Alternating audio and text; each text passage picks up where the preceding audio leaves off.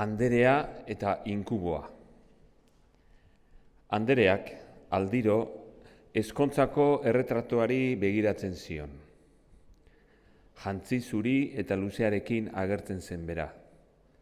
Loreak eskuetan, masailak alai eta zorion dirdira begietan.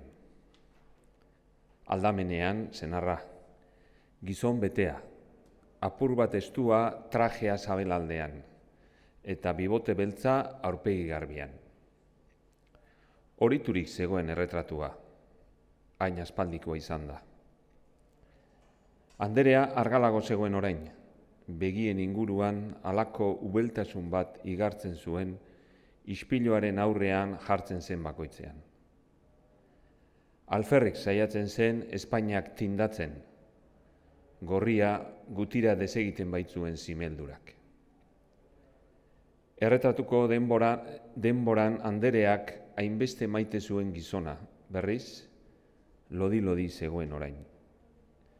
Ezkontzako traje zaharrak lehen baino askozaz oial gehiago beharko luke haren soinera sartzeko.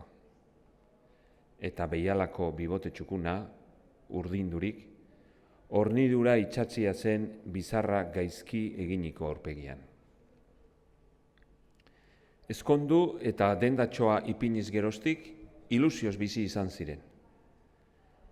Gerlaondoa etzen oso zoriontzua ia inorentzat izango, baina gizonak fruta denda gobernatzen zuen, eta Andereak enkartguz bordatzen zuen.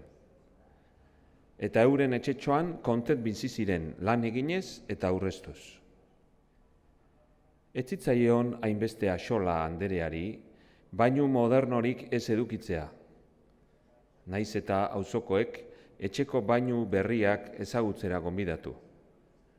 Aurreztu egin behar baitzuen. Ez zitzaion axola Andereari udan bakazioetara ez joatea. Naiz eta abuztu osoan ia bakarrik gelditu auzoan. Matrimonioaren eta familia zoriontsuaren ilusioagatik egiten baitzuen sakrifizioa.